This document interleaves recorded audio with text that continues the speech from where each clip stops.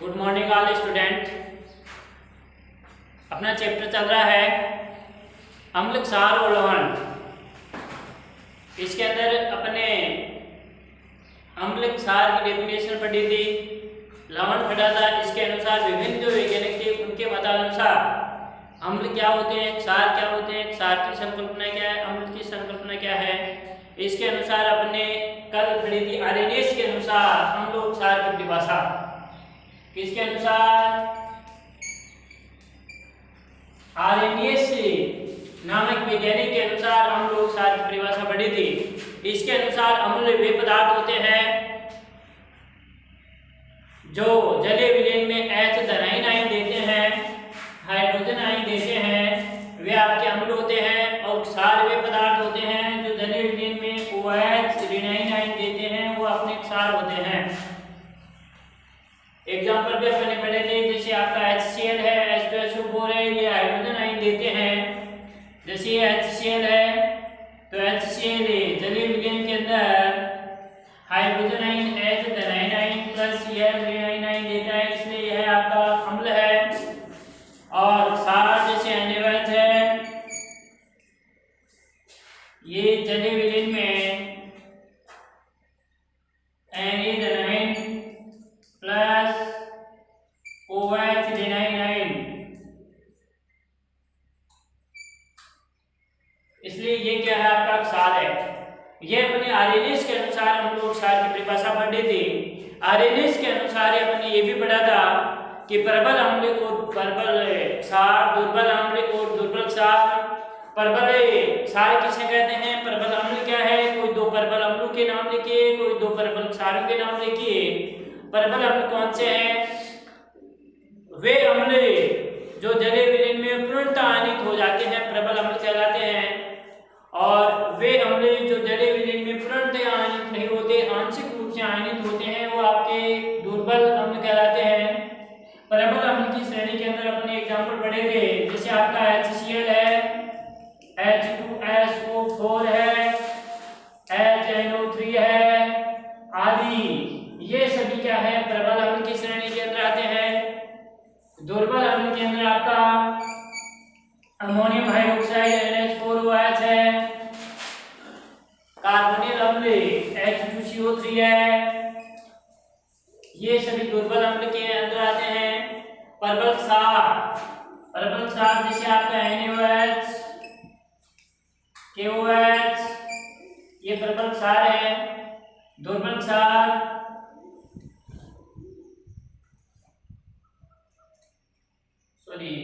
ये दुर्बल क्षार है। NaOH क्या है? दुर्बल क्षार। दुर्बल अम्ल है वो आपका एसिटिक अम्ल है, CH3COOH। दुर्बल क्षार के अंदर NH4OH अमोनियम हाइड्रोक्साइड और आपका मैग्नीशियम हाइड्रोक्साइड MgOH का होल ट्वाइस, जिसको अपन मिल्क और मैग्नीशियम कहते हैं। यह आपके दुर्बल क्षार हैं, ये प्रबल क्षार हैं, ये दुर्बल अम्ल है और ये प्रबल अम्ल है। क्वेश्चन आपका एग्जाम के अंदर ऐसे पूछा जाता है कि कोई दो प्रबल अम्लों के नाम लिखिए, कोई दो प्रबल क्षारों के नाम लिखिए, कोई दो दुर्बल अम्ल, दुर्बल क्षार। ये अपन ने कल यहाँ तक अपना टॉपिक हो गया था। अपन आगे इसे आगे बढ़ते हैं। अगला जो आता है वह आपका ब्रोस्टेट लोरी के अनुसार अम्ल और क्षार की परिभाषा, अर्थात ब्रोस्टेट और लोरी की संकल्पना, अम्ल और क्षार से संबंधित संकल्पना। इसके बारे में भी अपने पढ़ ली थी कि ब्रोस्टेट लोरी के अनुसार वे पदार्थ जो प्रोटॉन देते हैं अम्ल कहलाते हैं, और वे पदार्थ जो प्रोटॉन लेते हैं क्षार कहलाते हैं। जो प्रोटॉन लेते हैं वह तो क्या होगा?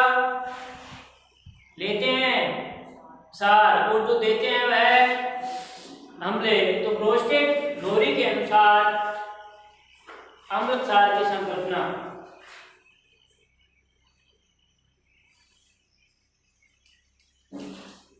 प्रोस्टेट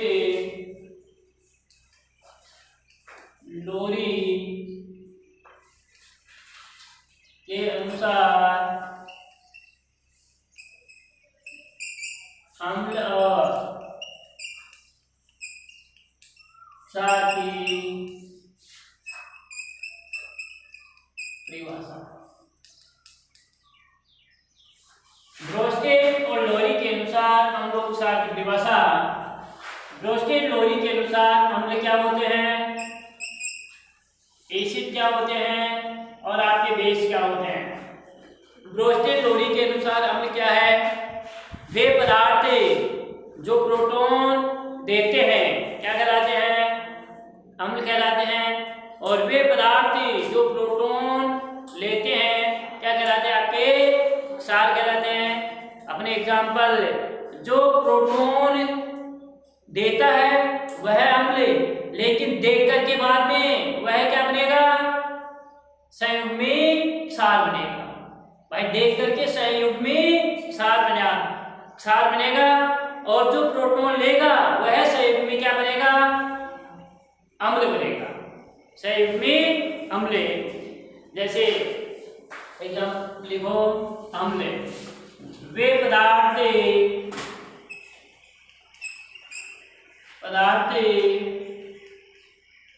जो प्रोटॉन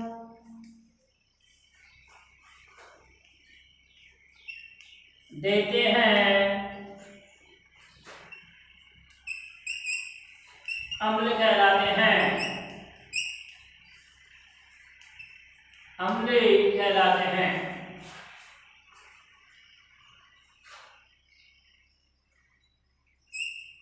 और क्षार वे पदार्थ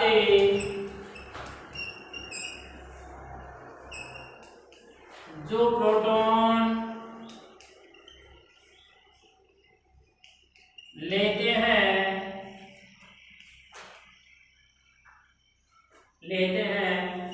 क्षार कहलाते हैं।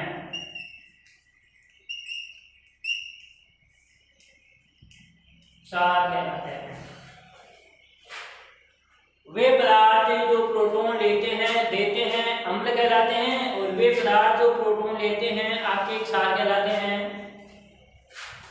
इनके दोनों के द्वारा किसका संयुग्मी अम्ल और संयुग्मी क्षार का निर्माण होता है। जैसे अपन फॉर एग्जांपल दें, एक ये अपना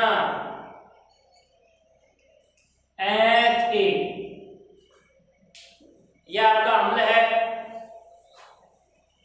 प्लस B आपका क्या है, क्षार है। जैसे एग्जांपल लिया है, ये क्या है, इसमें प्रोटॉन हाइड्रोजन है। यदि ये प्रोटॉन ये ले लेगा तो ये तो क्या बनेगा, जो लेता है वह तो क्या होता है क्षार, और ये देगा इसलिए ये क्या है, अम्ल। तो ये तो क्या है, अम्ल, और ये क्या है, क्षार। देखो एक देगा और ये क्या करेगा, लेगा। ये बना A देगा A में, प्लस ये HB, HB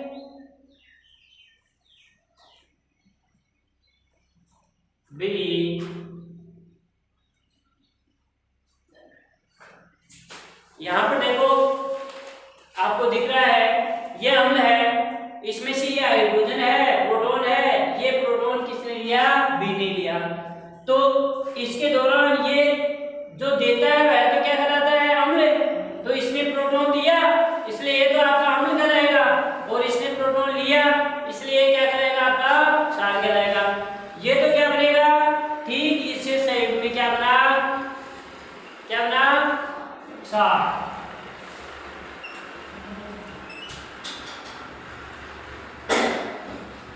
संयुग्म में क्षार। और जो ये क्या बना, संयुग्म में अम्ल,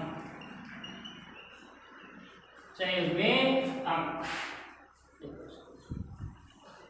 यानी ये प्रोटॉन है, वे पदार्थ जो प्रोटॉन देते हैं, तो इसने प्रोटॉन दिया, इसकी जगह पदार्थ अभी अपने एग्जाम्पल पढ़ेंगे, ये कोई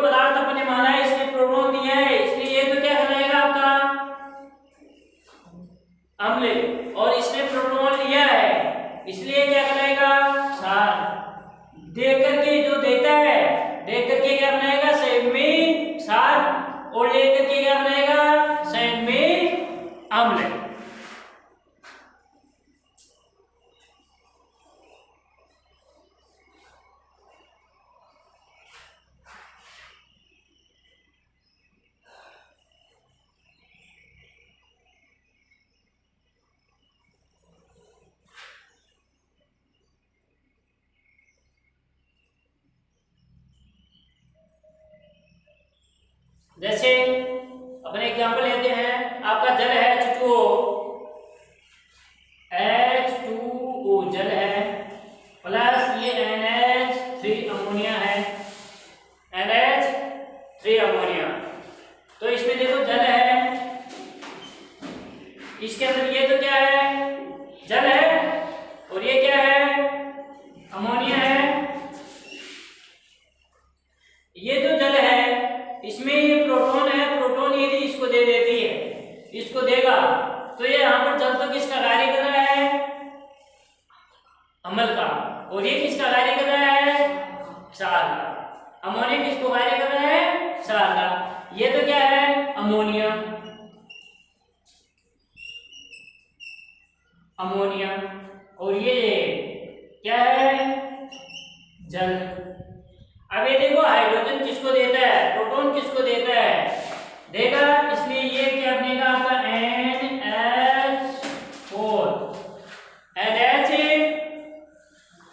क्या बनेगा, हाइड्रोजन उठ गया था नहीं भाई, हाइड्रोजन इसमें NH3 अमोनिया है, गैस है, अमोनिया है, ये क्या हो गया, अमोनियम लवण का निर्माण हो गया, अमोनियम का, प्लस OH रिनाइन, OH रिनाइन बनता है। ये अमोनियम लवण का निर्माण हुआ, किसका निर्माण हुआ, अमोनियम लवण का। ये प्रोटॉन क्या करता है, प्रोटॉन भाई अमोनिया लेता है, तो है प्रोटॉन लेता है, प्रोटॉन लिया है इसने, और ये जल है, ये प्रोटॉन को क्या करता है, ये अपने में से प्रोटॉन क्या कर दिया, इसने निकाल दिया, इसका मतलब प्रोटॉन इसने क्या कर दिया, दे दिया।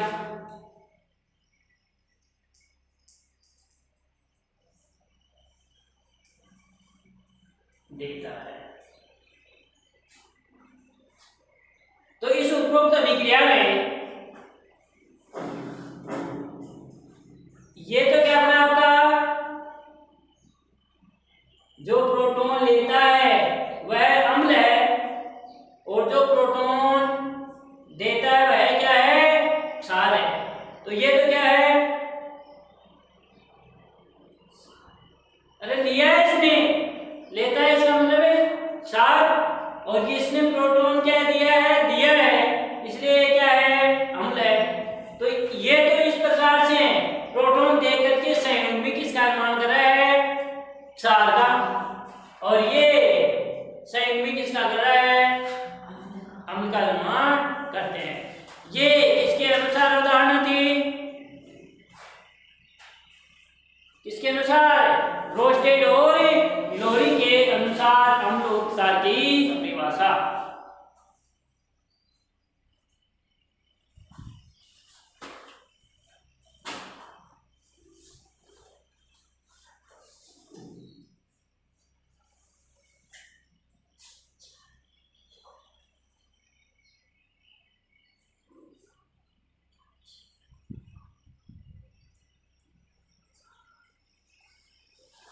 ये तो आपका क्या है, संयुग्मी क्षार, और ये क्या है, संयुग्मी अम्ल।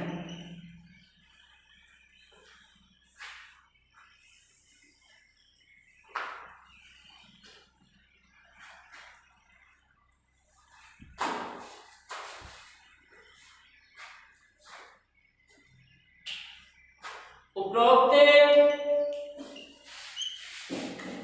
अभिक्रिया में,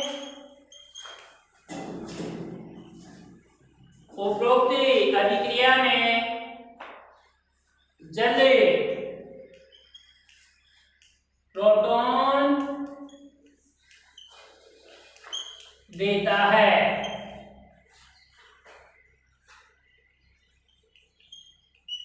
इसलिए इसे क्या कहते हैं? क्षार कहते हैं। और अमोनिया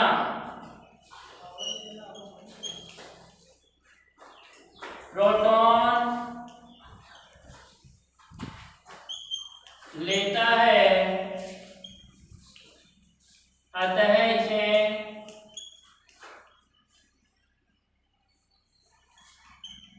अम्ल कहते हैं।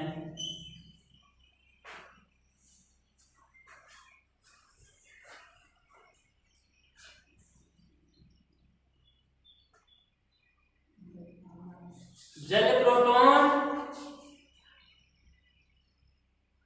देता है, इसलिए इसे क्या कहते हैं?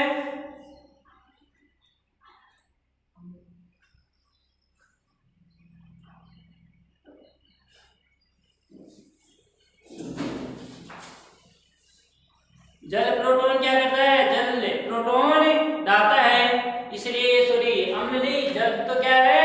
क्षार। इसे क्या कहते हैं? अम्ल कहते हैं।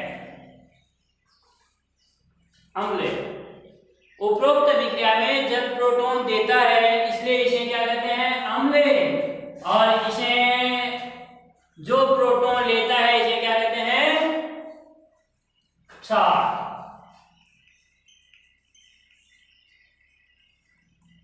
क्षार कहते हैं। यहां पर देखो जल है, जल यहां पर हाइड्रोजन के दो हैं, एक हाइड्रोजन है, आयन को ये क्या कर रहा है? दे रहा है। दे किसको रहा है? अमोनिया को। दे किसको रहा है? अमोनिया को। इसलिए ये तो क्या हो गया? जो देता है वह क्या है? अम्ल है। ये अम्ल है और अपनी संगत क्या बना रहा है? ये संयुग्मी क्षार का निर्माण कर रहा है। देखो OH है और जिसके अंदर आरएनएस के अनुसार अपने पढ़ी, जिसके अंदर OH आयन जो देते हैं वह तो क्या कहलाते हैं? क्या कहलाते हैं? क्षार। और जो हाइड्रोजन आयन देते हैं वह क्या कहलाते हैं? अम्ल कहलाते हैं। ये भी अपने किसके अनुसार? आरएनएस और ब्रोस्टेड-लोरी के अनुसार दोनों की परिभाषाएं हो गई कि आरएनएस के अनुसार अम्ल की परिभाषा क्या है और ब्रोस्टेड-लोरी के अनुसार अम्ल की परिभाषा क्या है। और अपन एग्जांपल देते हैं एक, जैसे आपका HCl है, HCl प्लस हाइड्रोक्लोरिक, ये तो पहले जानते कि हाइड्रोक्लोरिक क्या है? अम्ल है। और ये क्या है? H2O क्या है? यहां अपन देखते हैं यह हाइड्रोक्लोरिक अम्ल है आपका, ये हाइड्रोक्लोरिक अम्ल है। ये प्रोटॉन किसको दे देगा? जल को दे देगा। देखो वहां पर तो जल क्या कर रहा था? प्रोटॉन दे रहा था, इसलिए जल किसका कार्य कर रहा था? अम्ल का कार्य कर रहा था। लेकिन यहां पर जल है, ये आपका प्रोटॉन ले रहा है। जब प्रोटॉन लेगा जल तो किसका कार्य कर देगा? क्षार का। किसका? दिख रहा है ना? तो किसका निर्माण होगा? एक तो Cl ऋणायन आयन, भाई इससे प्रोटॉन क्या हो जाएगा? निकल जाएगा। और दूसरा ये अपना हाइड्रोनियम आयन का निर्माण होता है प्लस H3O।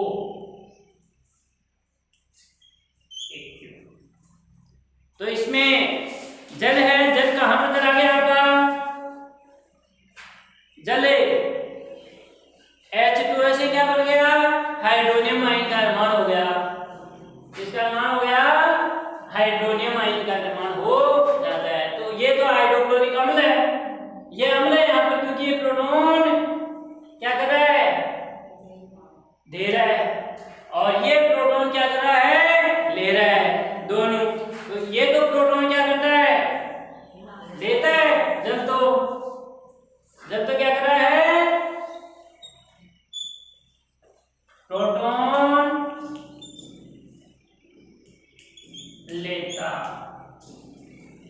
है। और ये प्रोटॉन देता है।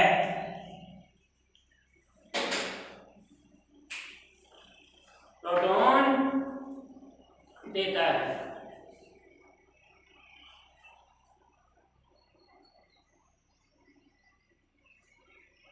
आयन का निर्माण हो गया। यहां पर ये आपका अम्ल है और ये ठीक अपने संयुग्म में किसका निर्माण करता है? अम्लीय क्षार का, दोनों एक दूसरे के विपरीत।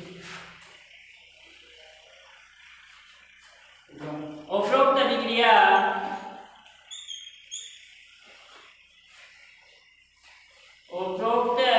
में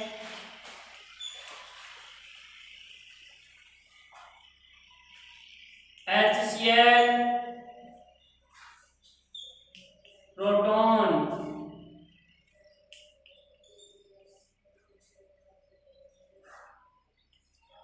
देता है, इसलिए इसे अम्ल कहते हैं।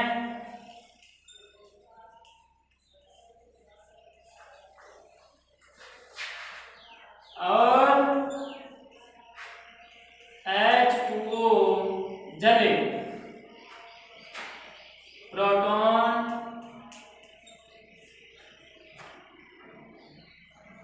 क्या करता है? लेता है, इसलिए अतः इसे क्या कहते हैं? क्षार कहते हैं। और दोनों अपने संघात संयुग्म में अम्ल और संयुग्म में क्षार का निर्माण करते हैं। दोनों अपने संगति संयुग्म में अम्ल और क्षार का निर्माण करते हैं।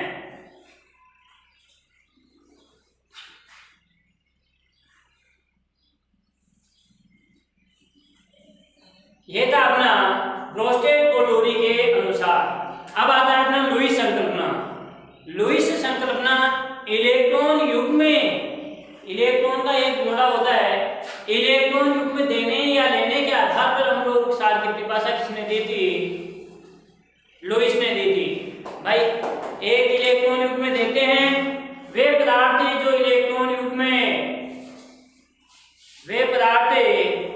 इलेक्ट्रॉन युग्म ग्रहण करते हैं क्या कहलाते हैं? क्षार कहलाते हैं। और वे पदार्थ जो इलेक्ट्रॉन युग्म है वह त्यागते हैं, वह क्या कहलाते हैं? जो त्यागते हैं वह क्या कहलाते हैं? क्षार। और जो इलेक्ट्रॉन युग्म लेते हैं वह क्या कहलाते हैं? अम्ल।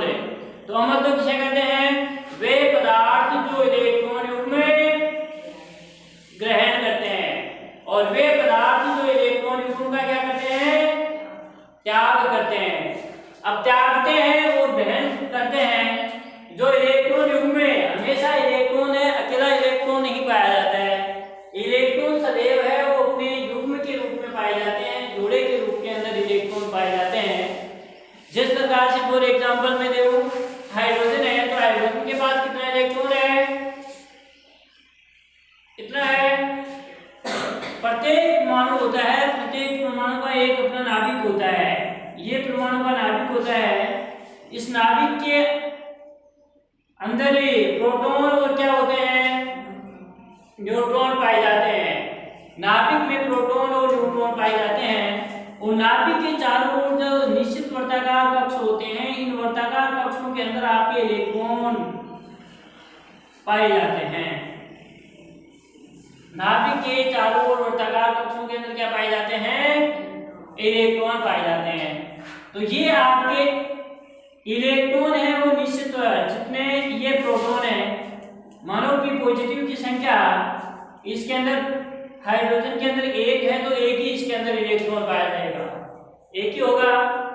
एक इलेक्ट्रॉन इसके अंदर पाया जाता है। कोषों के अंदर अधिकतम इलेक्ट्रॉन बढ़ने का सूत्र होता है, वो होता है 2n² होता है कि पहले कोष के अंदर अधिकतम कितने इलेक्ट्रॉन आएंगे, दूसरे कोष के अंदर अधिकतम आपके कितने इलेक्ट्रॉन आएंगे, तीसरे में कितने आएंगे, जैसे अपना n बराबर है 1 का मतलब है 1 का मतलब पहले कोष में जब 1 पहले कोष के अंदर कितने भरे जाएंगे, तो 2 × 1 का होल स्क्वायर, 2 × 1 × 1 है 2 1 जा 2 यानी पहले कोष के अंदर अधिकतम कितने इलेक्ट्रॉन भरे जा सकते हैं आपके 2 इलेक्ट्रॉन भरे जा सकते हैं। 2 के बाद में अगला 2 इलेक्ट्रॉन जाएगा और दूसरे कोष के अंदर प्रवेश होगा।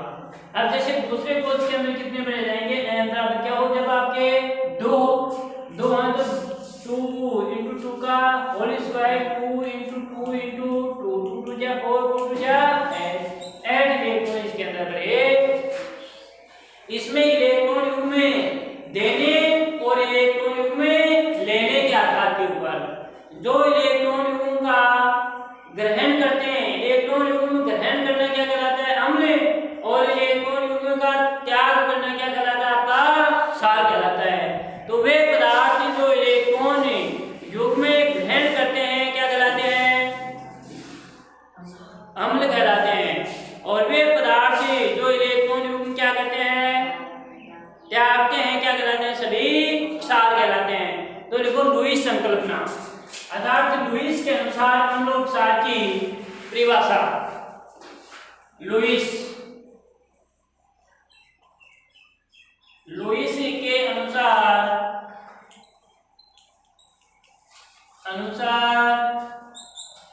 अम्ल और क्षार की परिभाषा, लुईस के अनुसार अम्ल और क्षार की परिभाषा। अम्ल किसे कहते हैं, जो इलेक्ट्रॉन युग्म ग्रहण करते हैं, और क्षार किसे कहते हैं, जो इलेक्ट्रॉन युग्म का त्याग करते हैं, यानी अपने बाह्यतम कोश से इलेक्ट्रॉन युग्म निकालते हैं। जो निकालते हैं वो तो क्या कहलाते हैं, सभी अम्ल, और जो ग्रहण करते हैं वह क्या कहलाते हैं, क्षार। देखो अम्ल,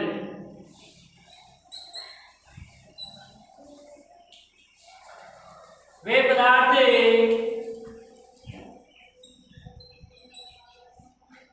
जो इलेक्ट्रॉन युग्म ग्रहण करते हैं, वे पदार्थ जो इलेक्ट्रॉन युग्म ग्रहण करते हैं अम्ल कहलाते हैं।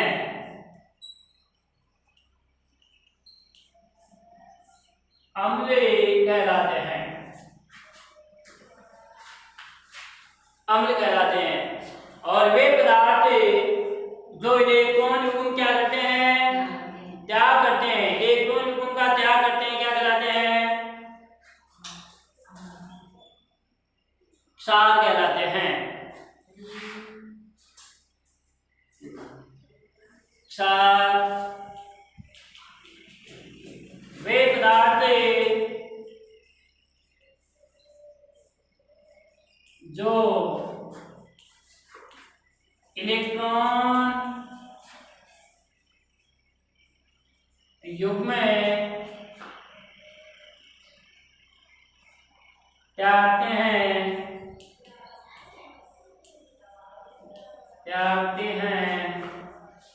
क्षार कहलाते हैं।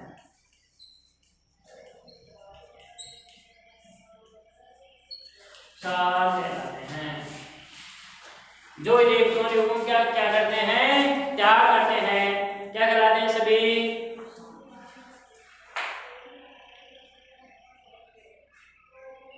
जैसे एग्जांपल अम्ल के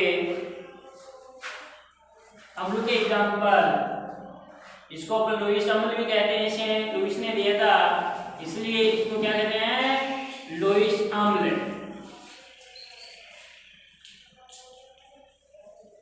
और लुईस क्षार,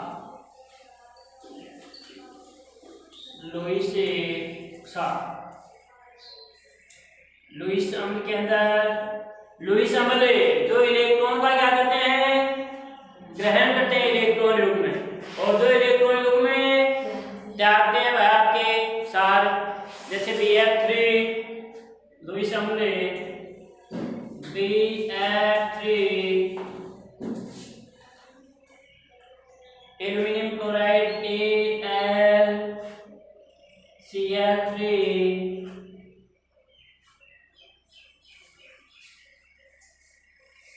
ये क्या कहलाते हैं? लुईस अम्ल। साथ लुईस गैस के जैसे आपका H2O है,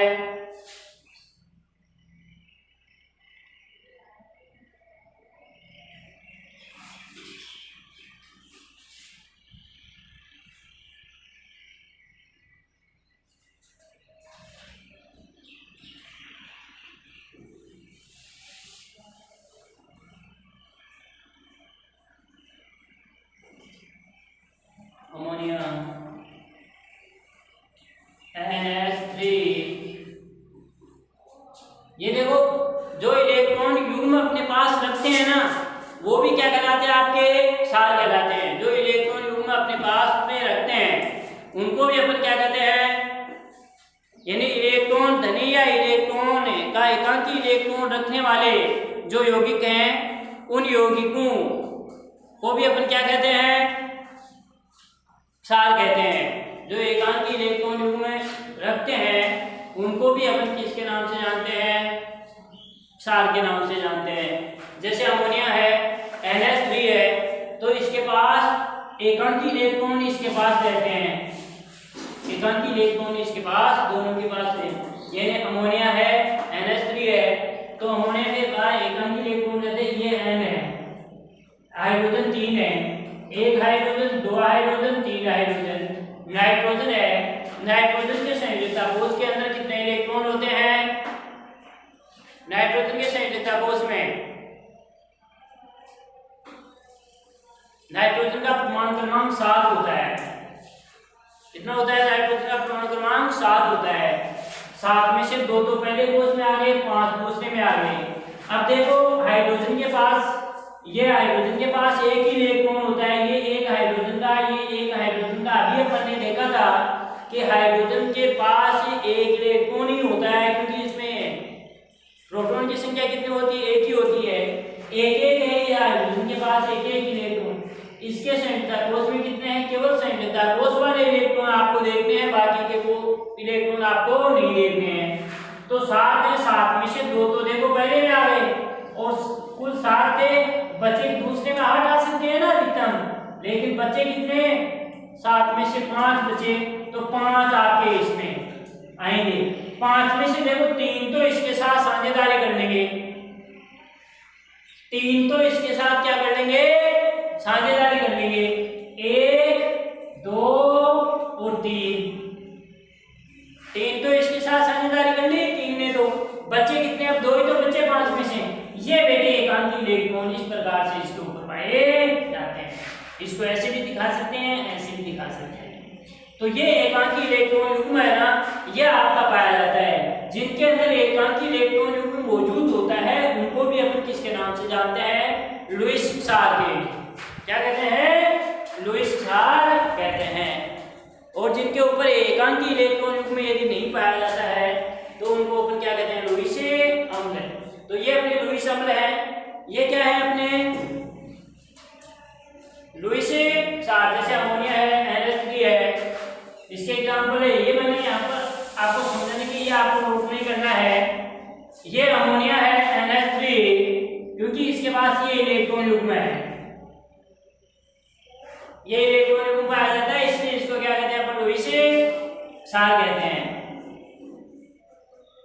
और एक एग्जाम्पल है, जैसे जल है,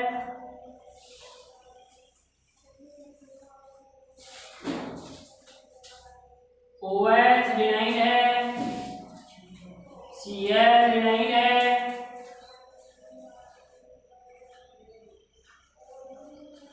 ये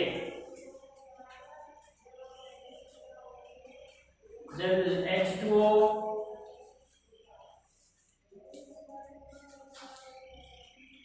I।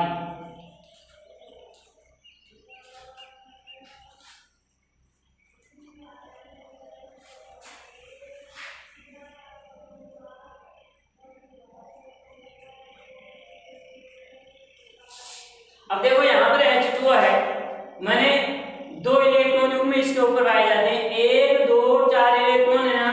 क्यों? क्योंकि यहाँ पे पहले ऑक्सीजन है, ऑक्सीजन के परमाणु क्रमांक कितना होता है? ऑक्सीजन का 8 होता है। 8 में से 2 तो पहले कोष में आ गए और 6 किसमें आएंगे? संयुक्ता कोष में 6 इलेक्ट्रॉन आएंगे ना। ये तो 6 इलेक्ट्रॉन आएंगे, ये 6 इलेक्ट्रॉन, ये ऑक्सीजन है। इसमें से देखो हाइड्रोजन के 2 हैं, 1 और 2 हाइड्रोजन है। हाइड्रोजन के पास में 1 होता है तो एक इलेक्ट्रॉन, एक तो इस हाइड्रोजन का है, एक ऑक्सीजन का है। इनमें से 2 है, 2 में से 1 आपका हाइड्रोजन का है और 1 ऑक्सीजन का है। ऑक्सीजन के कितने बच गए? अब 4 बच गए, तो ये 1 जोड़ा और ये आपका दूसरा। इस प्रकार से ये 2 इलेक्ट्रॉन मैंने यहाँ पर दिखाई। अमोनिया मैंने समझा दिया आपको भी कि अमोनिया के अंदर 1 इलेक्ट्रॉन, क्योंकि आपके 5 संयोजकता कोष में 5 इलेक्ट्रॉन होते हैं, 5 में से 3 तो हाइड्रोजन के साथ साझेदारी कर लेंगे। यहाँ पर भी आपके ऑक्सीजन के भी देखो 8 है, 8 में से 6 संयोजकता कोष में इलेक्ट्रॉन होते हैं, जिसमें से 2 इलेक्ट्रॉन तो हाइड्रोजन के साथ साझेदारी कर लेंगे और 4 आपके बच गए, 2 युग्मों के अंदर यहाँ पर पाए जाते हैं। तो इसको कहते हैं अपन लुईस क्षार, लुईसिन क्षार। और ये आपका क्या है? लुईस अम्ल।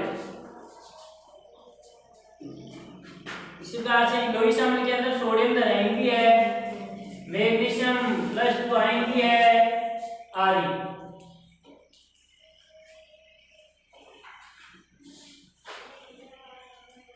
ये लुईस अम्ल है और ये लुईस क्षार।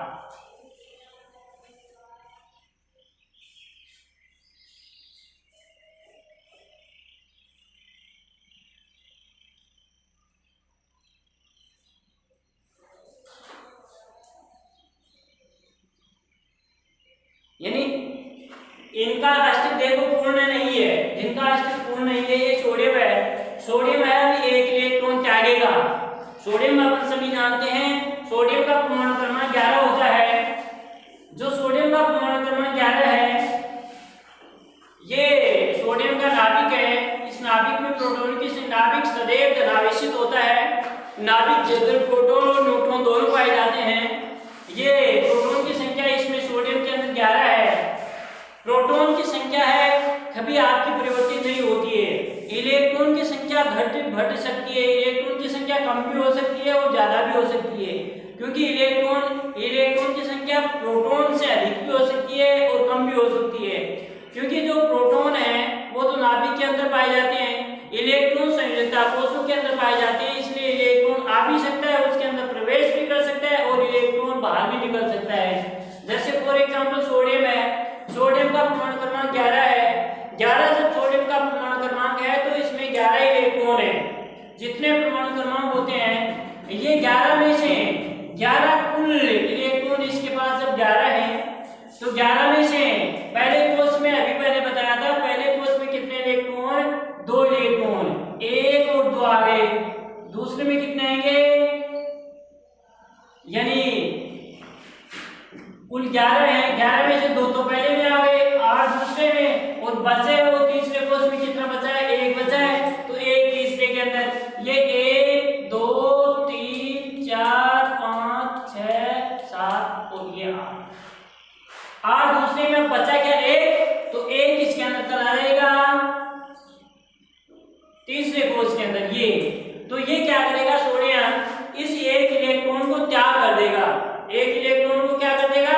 त्याग करके। सदैव कोई परमाणु है इलेक्ट्रॉन त्याग करके धनायन का निर्माण करता है और इलेक्ट्रॉन को ग्रहण करके ऋणायन का निर्माण करता है। यहाँ पे ये सोडियम है, ये है, यानी अब देखो ये जब त्याग करेगा, इलेक्ट्रॉन को त्याग करेगा तो Na धनायन का 1 इलेक्ट्रॉन का क्या, इसलिए Na+1 बना, प्लस 1 इलेक्ट्रॉन का इसने त्याग किया है, 1 इलेक्ट्रॉन का इसने त्याग किया। भाई यहाँ पर था, अब देखो यहाँ पर तो 2 8 और 1 है इसका इलेक्ट्रॉन विन्यास, यहाँ पर 2 और 8, 1 इलेक्ट्रॉन ही है, क्योंकि 1 इलेक्ट्रॉन का तो इसने त्याग कर दिया है, इसलिए 1 इलेक्ट्रॉन इसके पास नहीं है। इसी प्रकार से जैसे मैग्नीशियम Mg+2 लिखा है मैंने, तो मैग्नीशियम का परमाणु क्रमांक 12 है, 12 है तो पहले में 2, दूसरे में 8 और तीसरे में 2 आएंगे।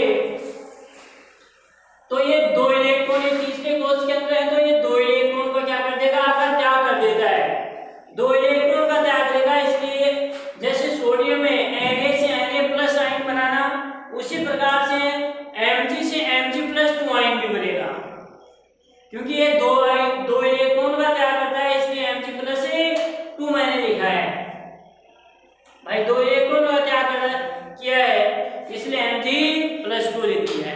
तो ये आपकी थी लुईस अम्लों क्षार की परिभाषा।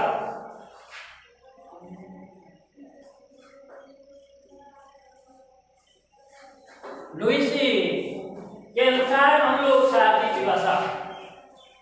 अब आता है अपना अम्लों क्षारों के सामान्य गुणधर्म के अंदर अपन ने पढ़ लिया था, लेकिन इसके रासायनिक गुणधर्म अपन पढ़ेंगे। अम्ल और जो क्षार है इनके सामान्य गुणधर्म। अम्ल है वो कोई भी अम्ल है वो धातु के साथ अभिक्रिया करेगा, और अम्ल धातु के साथ अभिक्रिया करके हाइड्रोजन गैस का निर्माण देता है। अम्ल धातु के साथ अभिक्रिया करके किसका निर्माण करता है, हाइड्रोजन गैस निकालता है। जैसे अम्ल HCl अम्ल है प्लस धातु अपने जिंक धातु ले ली, तो जिंक धातु के साथ अभिक्रिया करके यह आपका जिंक क्लोराइड बनेगा, ZnCl2 plus hydrogen gas H2 gas का निर्माण करता है। HCl अम्ल है, समीकरण संतुलित नहीं है। यहाँ पर देखो क्लोरीन Cl के 2 हैं, हाइड्रोजन के 2 हैं। 2 करने के लिए हम आपको 2 लगाना है, क्योंकि दोनों तरफ संतुलित रासायनिक समीकरण किसे कहते हैं, यानी ऐसा रासायनिक समीकरण जिसके अंदर भाग लेने वाले प्रत्येक परमाणु की संख्या अभिकारकों और उत्पादन के अंदर यदि दोनों की तरफ समान हो तो उसको अपन संतुलित रासायनिक समीकरण कहते हैं। तो यहाँ पर जिंक की संख्या तो 1 है, यहाँ पर भी जिंक की संख्या 1 है, तो Cl की संख्या इधर उत्पादों के अंदर 2 है, इसलिए 2 करने के लिए अपने और संतुलित करने के लिए किसी परमाणु की संख्या अपन Cl की जैसे 2 यहाँ पर लगा दिया, ऐसे नहीं किया जाता है। हमेशा उस संख्या को गुणांक के रूप में लिखा जाता है। जैसे 2 लिखा तो 2 है, वो हाइड्रोजन की संख्या भी 2 हो गई और Cl की संख्या भी 2 हो गई आपकी। तो यहाँ पर ये 2 है, यह हाइड्रोजन गैस है, या हाइड्रोजन गैस निकलती है। ये क्वेश्चन आपका पूछा भी जाता है और 3 साल से रेगुलर पूछा जा रहा है। अब की बार 2019 के अंदर भी 2020 के अंदर भी ये क्वेश्चन है वो आपका पूछा गया है। 19 के अंदर भी पूछा गया था, 20 के अंदर भी पूछा गया है और 18 के अंदर भी पूछा गया है कि अम्ल की धातु के साथ रासायनिक जो अभिक्रिया होती है, इस अभिक्रिया के दौरान कौन सी गैस निकलती है, गैस उसका चित्र बनाइए, क्योंकि इसमें से 1 नंबर का जो आएगा वो आपका डायग्राम आता है, चित्र आता है। तो चित्र आपको डायग्राम बनाना है कि अम्ल एक अपन प्रज्ञानली लेते हैं, प्रज्ञानली के अंदर एक अम्ल डालते हैं, उस अम्ल के अंदर जिंक के टुकड़े डालते हैं, जिंक के जैसे टुकड़े डालेंगे और जैसे उसको अपन अभिक्रिया होगी, अभिक्रिया के दौरान प्रज्ञानली के मुंह के ऊपर यदि अपन जलती हुई माचिस की तिल्ली यदि ले जाते हैं तो माचिस की तिल्ली है वो फट की ध्वनि के साथ जलती है। इसे सिद्ध हुआ कि जब जलती हुई तिल्ली के पास यदि अपने गैस के पास यदि जलती हुई तिल्ली ले जाते हैं तो तिल्ली यदि फट की ध्वनि के साथ जलती है तो ऐसा मान लेना वह हाइड्रोजन गैस होगी।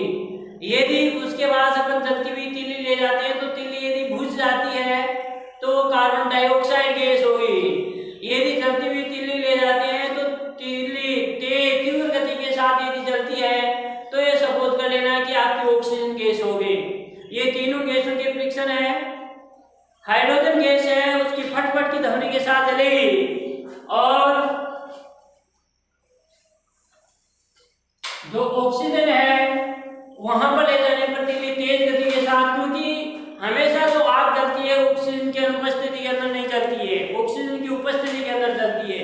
ऑक्सीजन की अनुपस्थिति होगी तो आपकी आग क्या हो जाती है, बुझ जाती है।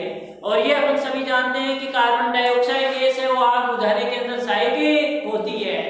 तो कार्बन डाइऑक्साइड गैस है तो आग जलती हुई तिल्ली है तो वहां पर कार्बन डाइऑक्साइड गैस होने पर जलती हुई तिल्ली क्या हो जाती है, आपकी बुझ जाती है। इसका मतलब है कौन सी गैस है, कार्बन डाइऑक्साइड गैस है। तो अम्लों की धातु के साथ अभिक्रिया,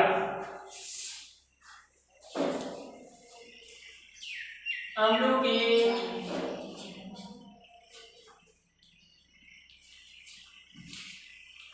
धातु के साथ अभिक्रिया, अम्ल की धातु के साथ, अम्लों की धातु के साथ अभिक्रिया।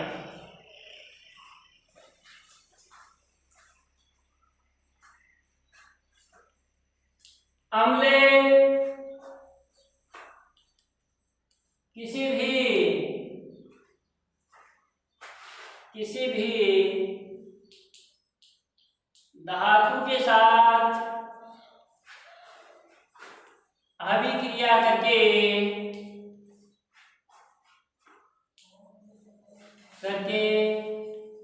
धातु लवण और हाइड्रोजन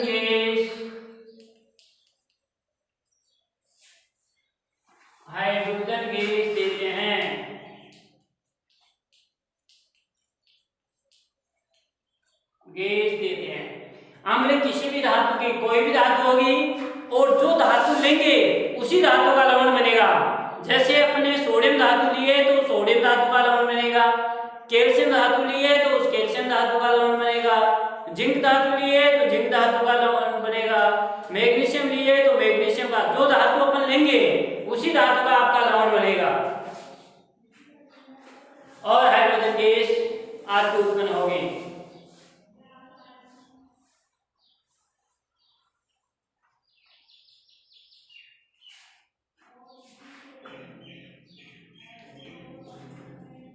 जैसे अम्ल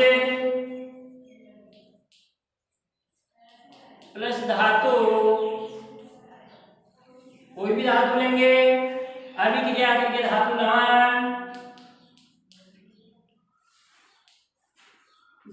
लवण प्लस हाइड्रोजन गैस।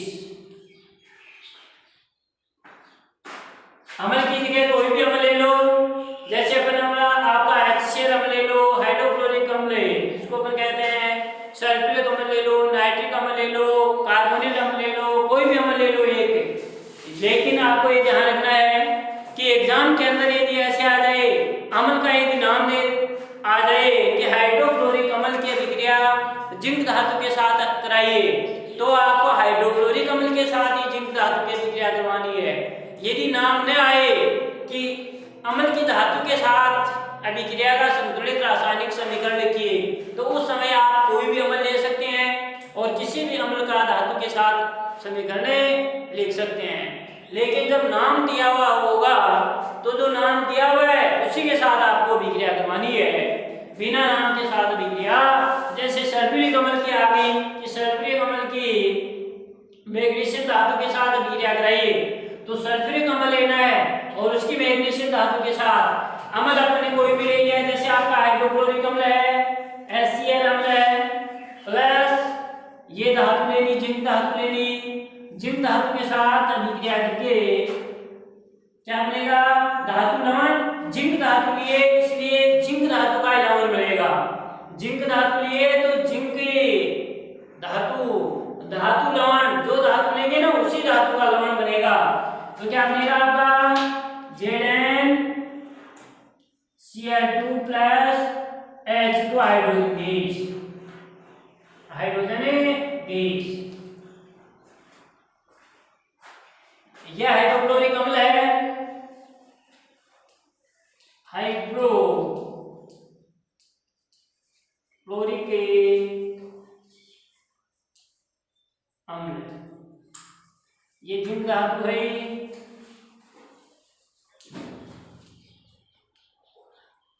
जिंक, ये जिंक क्लोराइड का निर्माण करता है, जिंक क्लोराइड,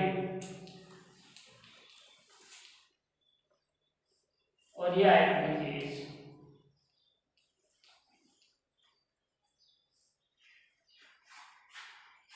यह हाइड्रोक्लोरिक अम्ल है। अब देखो ये संतुलित समीकरण नहीं है, आपको संतुलित करना होगा। संतुलित समीकरण करोगे तभी क्वेश्चन, एक नंबर का क्वेश्चन आया तो एक में से एक मिलेगा आपको। यहाँ पर देखो क्लोरीन के 2 हैं, हाइड्रोजन के 2 हैं, यहाँ पर देखो एक एक ही है ना अभिकारकों में। भाई ये तो अभिकारक है और ये क्या है, उत्पाद है, ये तो रिएक्टेंट है और ये क्या है, प्रोडक्ट है। यह आपस में अभिक्रिया की, अभिक्रिया करने के बाद में ये बना है। तो यहाँ पर हाइड्रोजन की इनके 2 करने के लिए, बराबर करने के लिए यहाँ पर अपन क्या करेंगे, गुणांक के रूप में क्या लिखेंगे,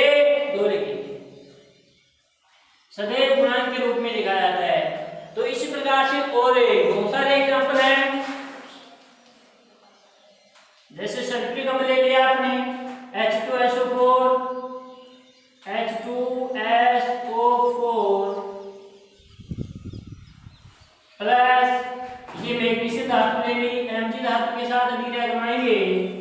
तो मैग्नीशियम धातु के साथ जैसे अभिक्रिया कराए तो मैग्नीशियम में धातु, यहाँ पर मैग्नीशियम धातु है तो मैग्नीशियम धातु के साथ जब अभिक्रिया कराएंगे तो मैग्नीशियम धातु का लवण बनेगा और मैग्नीशियम सल्फेट बनेगा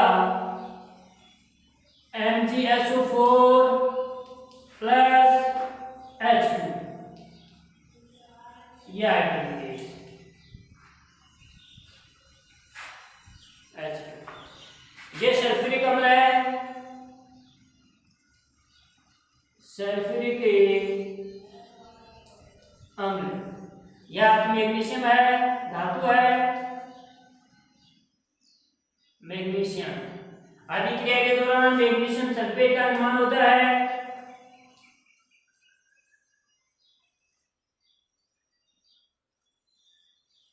मैग्नीशियम सल्फेट और यह हाइड्रोजन गैस है।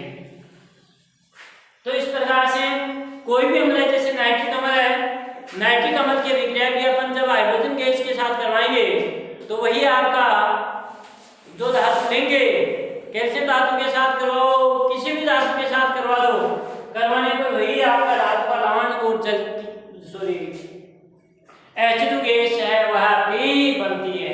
अब क्वेश्चन पूछा जाता है कि अम्ल की धातु के साथ उसका डायग्राम बनाइए, चित्र बनाइए, यह आपका क्वेश्चन है, इस चैप्टर में से आपका पूछा जाता है।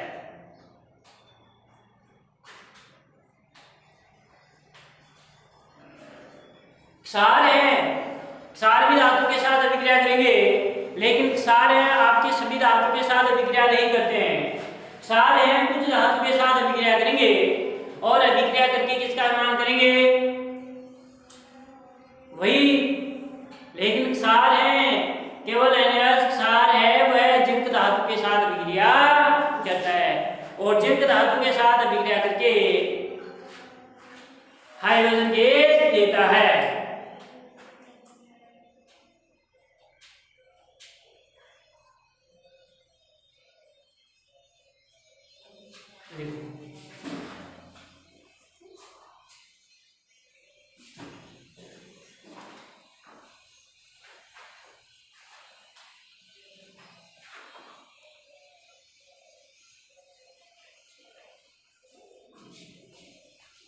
हाँ, क्षार की धातु के साथ अभिक्रिया, क्षार की धातु के साथ अभिक्रिया।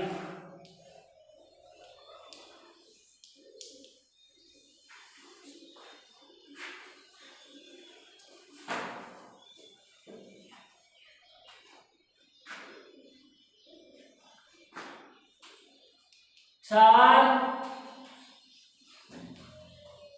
जिंक धातु के साथ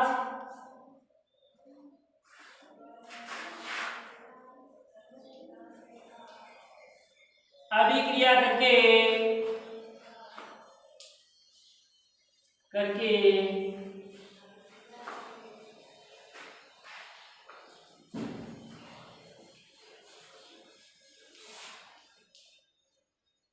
धातु का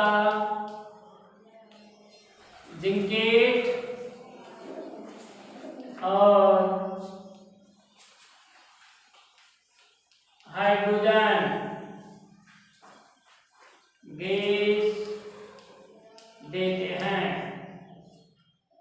जैसे फॉर एग्जाम्पल, लेकिन सभी क्षार हैं वो धातु के साथ, धातु सभी क्षार के साथ अभिक्रिया करके हाइड्रोजन गैस नहीं देते हैं।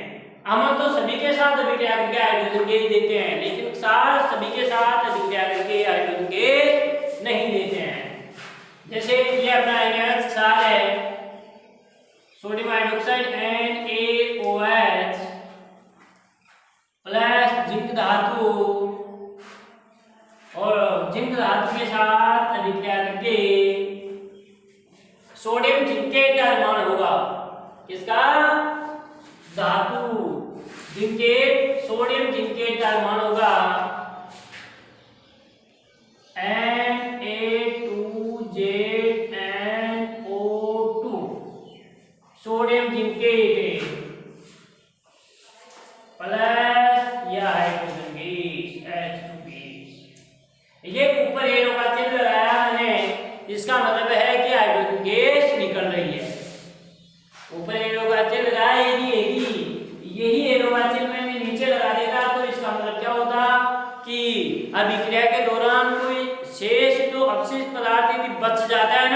तो उसको अपन क्या कहते हैं, अपशिष्ट यानी अवक्षेप। तो नीचे एरो का चिन्ह है, इसका मतलब तो क्या होता है, अवक्षेप बच रहा है, और ऊपर एरो का चिन्ह है, इसका मतलब क्या हो रहा है, आपका गैस निकल रही है।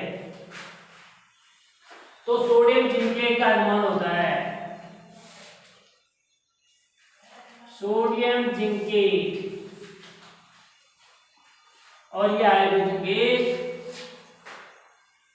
समीकरण संतुलित नहीं है, समीकरण संतुलित तो यहाँ पर क्या लगा दो, 2 लगा दो भाई। यहाँ पर देखो सोडियम के 2 हैं, ओ ऑक्सीजन के इधर 2 हैं, हाइड्रोजन के भी 2 हैं, तो ये सोडियम हाइड्रोक्साइड क्षार है, सोडियम हाइड्रोक्साइड, ये जिंक धातु है, जिंक धातु के साथ अभिक्रिया करके सोडियम जिंकेट और हाइड्रोजन गैस का निर्माण होता है।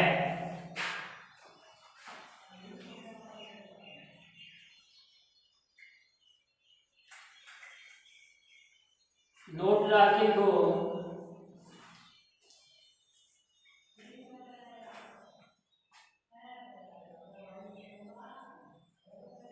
सभी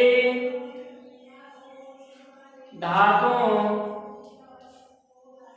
की क्षारों के साथ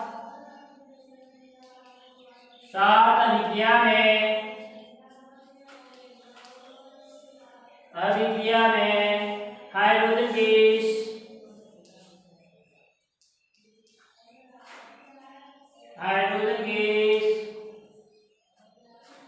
नहीं निकलती है।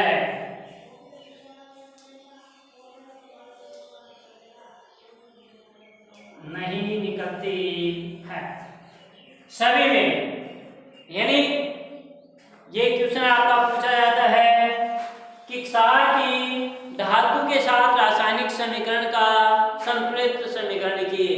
तो ये क्षार है NaOH, NaOH के साथ ये एक ही समीकरण है NaOH प्लस जिंक, ये तो क्षार है, जिंक धातु है कि क्षार की धातु के साथ, तो ये क्षार है NaOH प्लस Zn जिंक धातु है, इसकी किसके साथ Na2ZnO2 सोडियम जिंकेट लवण का निर्माण होगा, और ये हाइड्रोजन गैस आपकी बनेगी। तो ये समीकरण आपको देना है, क्षार की किसके साथ अभिक्रिया, जिंक धातु के साथ अभिक्रिया। अब देखो धातु के साथ अभिक्रिया, और अब पढ़ेंगे जो अम्ल है, अम्ल की क्षारों के साथ अभिक्रिया, अम्ल की क्षार के साथ अभिक्रिया, अम्ल की क्षार के साथ अभिक्रिया।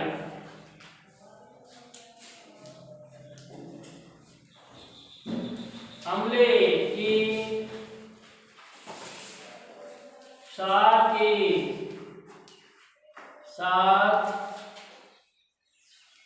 अभिक्रिया, अम्ल क्षार के साथ अभिक्रिया करके, ये अपने पहले भी लवण के अंदर भी पढ़ा था कि अम्ल क्षार के साथ अभिक्रिया करके लवण और जल बनाते हैं। तो अम्ल क्षार के साथ अभिक्रिया करके लवण व जल बनाते हैं, दोनों एक दूसरे के गुणों को क्या कर देते हैं, उदासीन कर देते हैं, इसलिए इस अभिक्रिया को अपन उदासीनीकरण की अभिक्रिया भी कहते हैं। अम्ल क्षार के साथ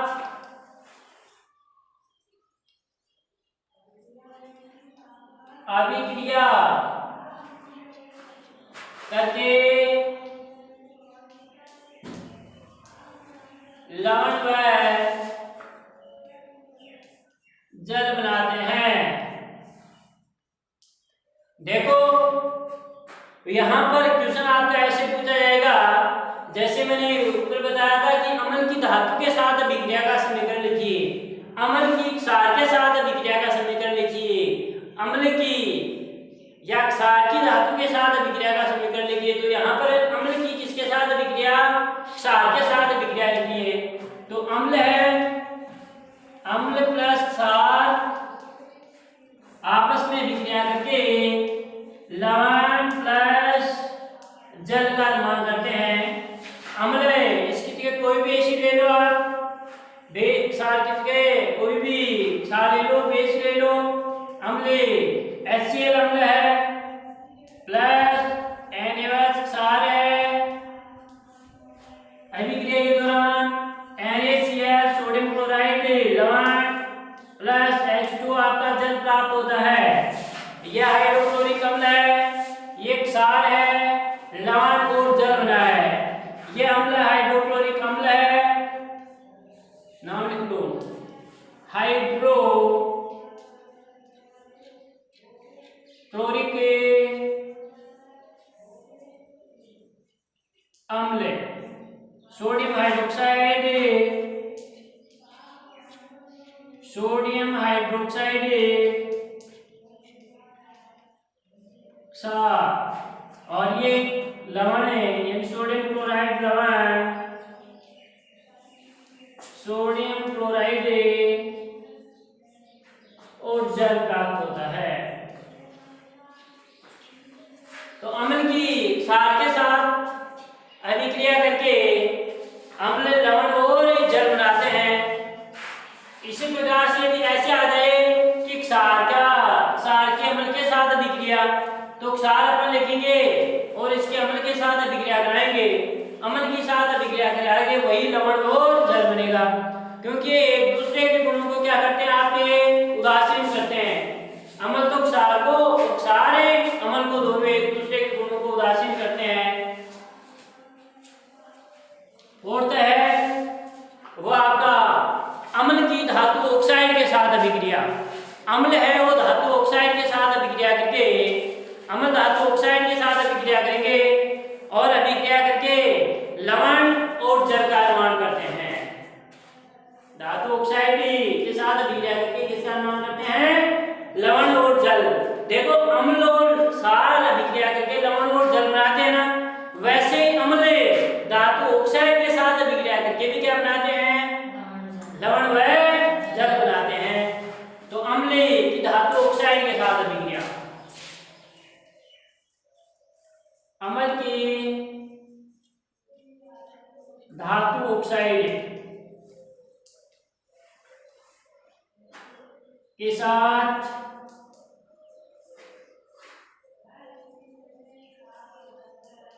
अभिक्रिया। अम्ल, तो अम्ल धातु ऑक्साइड के साथ अभिक्रिया करके क्या बनाएंगे, लवण और जल। जैसे अम्ल क्षार के साथ अभिक्रिया करके लवण और जल बना रहे थे ना, तो बेटे धातु जो ऑक्साइड होगा उसकी प्रकृति क्या होगी, क्षारीय तो होगी ना भाई। जैसे क्षार के साथ अभिक्रिया करके भी लवण और जल बना रहा है और वहां पर धातु ऑक्साइड के साथ भी लवण और जल बना रहा है, तो धातु ऑक्साइड की प्रकृति कैसी होगी, क्षारीय प्रकृति होगी। ऐसी प्रकृति होगी क्योंकि जैसे क्षार के साथ अभिक्रिया करके बना रहा था ना, वैसे आपका धातु ऑक्साइड के साथ अभिक्रिया करके भी बना रहा है, तो दोनों की प्रकृति सेम सी होगी। तो हमने धातु ऑक्साइड के साथ अभिक्रिया करके लवण और जल बनाते हैं। हमने धातु ऑक्साइड के साथ अभिक्रिया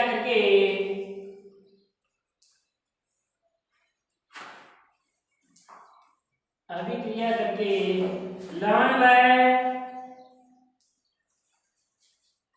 जल बनाते हैं, जले बनाते हैं भाई। एक लवण बनेगा और दूसरा क्या बनेगा आपका जल। तो धातु जैसे क्षार के साथ अभिक्रिया करके भी बना रहे थे, और वैसे आपका किसके साथ बना रहे हैं, लवण के साथ भी। जैसे अम्ल, कोई भी अम्ल ले लो, वही अम्ल ले लिया आपने, चाहे ऐसे ले लो, कुछ भी ले लो, H2SO4 ले लो, HNO3 ले लो, जो आपकी इच्छा। जैसे हम ले लिया आपने HCl में धातु ऑक्साइड, धातु होगा और उसका ऑक्साइड, मैग्नीशियम के साथ ऑक्सीजन जुड़ गया तो ये धातु ऑक्साइड बन गया, धातु का ऑक्साइड बन गया MgO, मैग्नीशियम ऑक्साइड हो गया ना। इसी प्रकार से जैसे आपका कैल्शियम ऑक्साइड ले लिया, एल्यूमिनियम ऑक्साइड ले लिया, कोई भी ले लो, जैसे यहाँ पर ऐसे ले लिया आपने कैल्शियम ऑक्साइड के साथ दबा दी तो CaO calcium oxide, calcium oxide के साथ कराने पर इसका लवण होगा, लवण क्या बनेगा, कैल्शियम क्लोराइड लवण और जल, calcium chloride CaCl2 plus H2,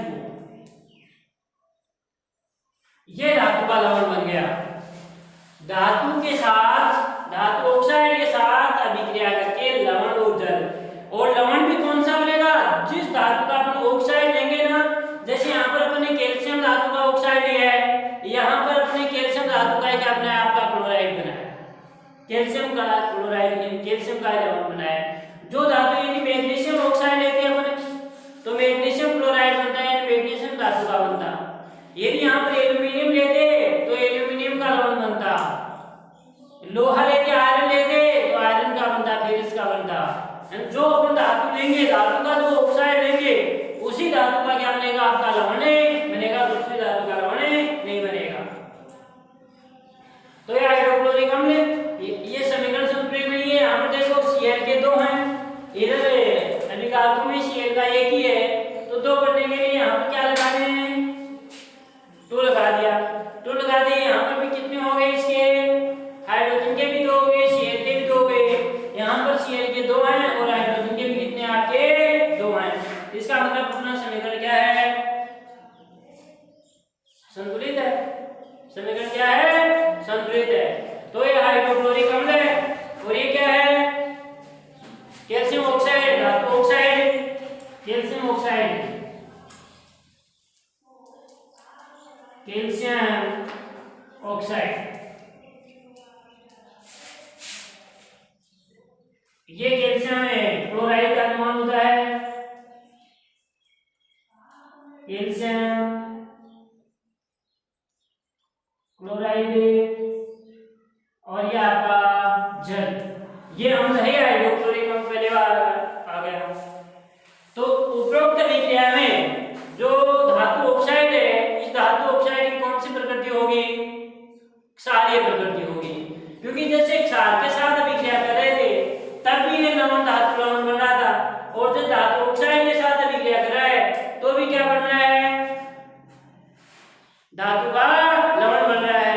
इसलिए दोनों में इस धातु ऑक्साइड की प्रकृति कैसी होगी, क्षारीय प्रकृति होगी। उपरोक्त अभिक्रिया में